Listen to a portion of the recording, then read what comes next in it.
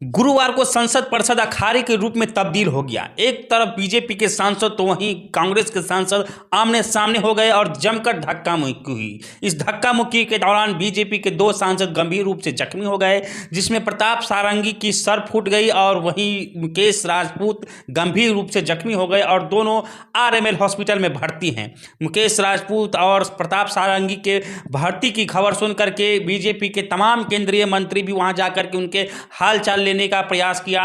उसके कुछ देर बाद यह खबर निकल करके आती है खड़गे साहब का कि खड़गे साहब के साथ भी धक्का मुक्की हुई है और खड़गे साहब के घुटने में चोट आई है। वहीं राहुल गांधी पे बीजेपी लगातार जो है आक्रामक तेवर नजर आते हुए दिख रहे हैं कि आखिर क्या कांग्रेस इस बात पर पर्दा डालने के लिए, जब कांग्रेस की बातों का पर्दाफाश हो रहा था कि कांग्रेस ने अंबेडकर साहब के साथ क्या किया, कितनी जो है उनके साथ उन्होंने आत्मीयता दिखाई थी, इस चीज का जब पर्दाफाश अमित शाह कर रहे थे तो क्या इस बात पर पर्दा डालने के लिए कांग्रेस ने आज धक्का मुक्की की और इस तरीके का माहौल वहां संसद के परिसर में उखाड़ा। वहीं सांसद चंद्रशेखर रावण ने भी इस बात को स्वीकारा है कि लोग इस चीज़ को कहीं ना कहीं गलत तरीके और चुनाव के वजह से सिर्फ अपने वोट बैंक के लिए अंबेडकर जी का नाम लेते हैं। ऐसी कई पार्टियां हैं और अमित शाह का टोटल जो यह बात था वह कांग्रेस पर ही पलटवार था। तो कांग्रेस ये जो है चंद्रशेखर रावण ने भी इस बात को स्वीकारा है, तो यह बात सभी को जाननी चाहिए। हालांकि ये भी सच है कि बहुत सारी पार्टियों का जय भीम सिर्फ दिखावा है, चुनावी दिखावा, क्योंकि जब उनकी सरकारों में उनको मौका मिलता है कि वो जय भीम और बाबा साहब अम्बेडकर के विचारों पर चलने काम करे तो वहाँ वो चूक जाती। तो ये बड़ा दुखद है। सिर्फ दिखावे के लिए बाबा साहब अम्बेडकर के नाम का प्रयोग नहीं होना चाहिए। एक बड़ी चिंता जो है, कल से जो राज्यसभा में होम मिनिस्टर ने जो बयान दिया है, हालांकि उनका जो बयान था वो पूरे रूप से वो कांग्रेस पे एक हमला था, लेकिन जिस तरह के शब्दों का प्रयोग उन्होंने किया उससे एक बड़ा आक्रोश जो है हक वंचित समाज में, उनमें गहरी चिंता है। बीजेपी का कहना है कि कांग्रेस के सांसद राहुल गांधी ने लोकतंत्र के ऊपर एक धब्बा लगाया है, क्योंकि वो जो है अखाड़ा बना दिया उनको और उन्होंने जो है एक बुजुर्ग जो कि 69 साल के बीजेपी के सांसद हैं उनके ऊपर जो है एक उनको धक्का मुक्की किया है और जिसकी वजह से उनके सर में चोट आई है और वो अभी भी जो है हॉस्पिटल में भर्ती हैं। हालांकि यह सब जो हुआ है इसके बाद से दोनों पार्टियां अलग अलग तुरंत प्रेस कॉन्फ्रेंस करके अपनी अपनी बातों को रखती हुई नजर आ रही है। लेकिन आखिर यह सब हुआ क्यों, मैं थोड़ा सा इसके बारे में भी आपको बता दूं। 11 सेकंड का एक वीडियो जो कि अमित शाह के संसद भवन का है कि उसमें बताया जा रहा है कि अंबेडकर अंबेडकर अंबेडकर, जितना अंबेडकर का नाम लेते हो उतना अगर भगवान का नाम लेते तो 7 जन्मों तक स्वर्ग मिल जाता। और यह वीडियो जैसे ही सोशल मीडिया पे जारी होती है तब से यह ट्रेंड करती है इतना कि सभी लोग जो है आश्चर्य में पड़ जाते हैं कि अमित शाह ने इस तरीके के बयान क्यों दिया। लेकिन अमित शाह के बयान को कितना सही और कितना तोड़ मरोड़ कर दिखाया गया है उसके इस बातों को जो है 11 सेकंड के बाद का जो वीडियो आता है उसमें पता चलता है। अमित शाह का कहना है कि मेरे बयानों को तोड़ मरोड़ कर पेश करने का प्रयास किया गया है, क्योंकि कांग्रेस की जब पोल खुलने वाली होती है तो कांग्रेस कुछ न कुछ ऐसा ही भ्रामक खबर जनता के बीच में फैला करके और अपनी काली करतूतों पर पर्दा डालने का प्रयास करता है और यही इस बार फिर से कांग्रेस ने किया है। आखिर अमित शाह के 11 सेकंड की वीडियो को ही क्यों सोशल मीडिया पे अपलोड किया गया और उसको क्यों बार बार जो है सोशल मीडिया पे अपलोड करके लोगों के बीच भ्रामक फैलाने का काम किया गया, जबकि पूरे वीडियो को क्यों अपलोड नहीं किया गया। इसके बाद प्रधानमंत्री ने भी उसके 2.5 मिनट का वीडियो अपलोड करके बताते हैं यह जो है कांग्रेस की चाल है और बीजेपी का कहीं से भी अंबेडकर जी का अपमान करने का कोई सवाल ही नहीं उठता है। अब अगर 2.5 मिनट का वीडियो भी कोई अगर देख ले तो उसे शायद यह समझ में आ जाए कि यह जो बातें थी वह कांग्रेस पर लेकर के हमला था। वहीं चंद्रशेखर रावण जो कि एक सांसद हैं उन्होंने भी इस बात को स्वीकारा है कि अमित शाह का जो यह बयान था यह पूर्ण रूपेण कांग्रेस पर हमला था।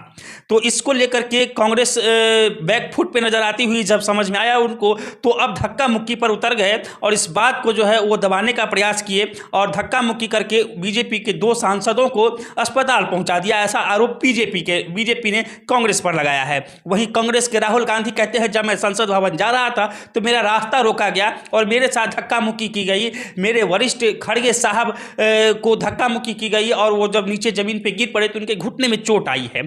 हालांकि बीजेपी ने कहती है कि उनके पास अगर कोई इस तरीके का वीडियो है तो वो जारी करे कि उनके साथ खड़गे साहब के साथ कब धक्का मुक्की की गई है और उनके घुटने में चोट आई है। जबकि बीजेपी के साथ पूरे साक्ष्य हैं कि प्रताप सारंगी जो कि 69 साल के एक बुजुर्ग सांसद हैं उनके सर में चोटें आई हैं और वो आज भी अभी भी आरएमएल हॉस्पिटल में भर्ती है। तो चलिए पहले वो 11 सेकेंड के बाद का जो वीडियो है उसके बारे में मैं आपको बताता हूं कि अमित शाह आखिर कहना क्या चाह रहे थे।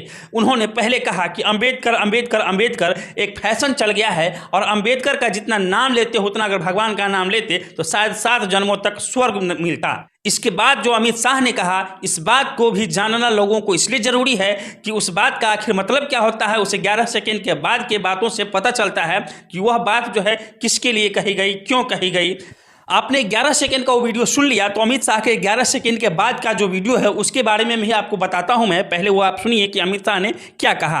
शाह ने 11 सेकेंड के बयान के बाद कांग्रेस पर अंबेडकर के अपमान का आरोप लगाते हुए कहा, हमें तो आनंद है कि अंबेडकर का नाम लेते हैं। अंबेडकर का नाम आप 100 बार ज़्यादा लो, लेकिन साथ साथ अंबेडकर जी के प्रति आपका भाव क्या है ये भी बताता हूँ। अंबेडकर जी को देश की पहली कैबिनेट से इस्तीफा क्यों देना पड़ा, इसका जवाब कांग्रेस दे।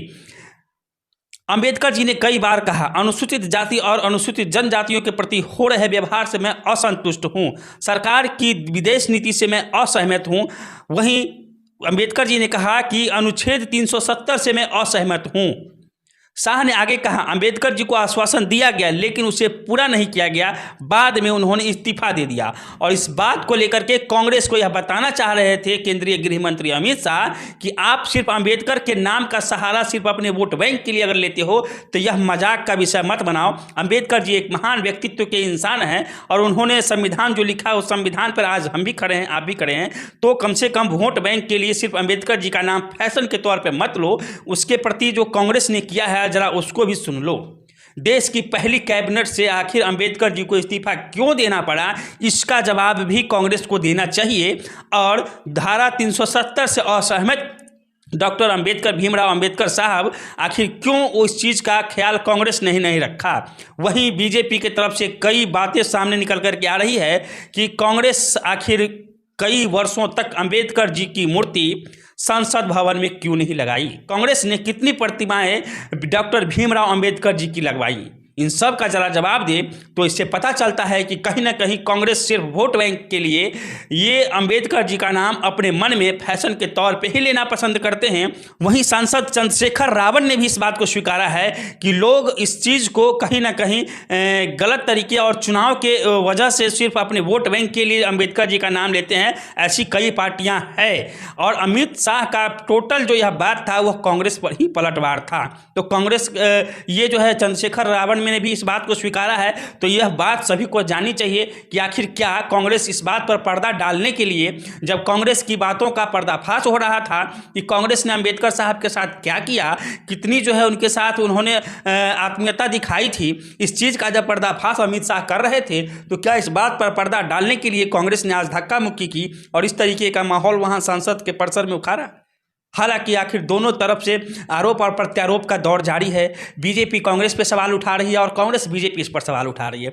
लेकिन आज देश की जनता का यह सवाल है कि क्या देश के सर्वोच्च संसद भवन, देश के सर्वोच्च स्थान संसद भवन में अपने देश के लोगों को चुन करके हम इसलिए भेजते हैं कि संसद परिसर को अखाड़ा बनाया जाए, या इसलिए भेजते हैं कि देश के नाम को रोशन किया जाए। आज इस खबर को सुन करके दुनिया क्या सोच रही होगी भारत के बारे में, जो भारत विश्व गुरु बनने की राह पे चल रहा है, उनके बारे में आज दुनिया यह देखी होगी तो क्या सोच रही होगी।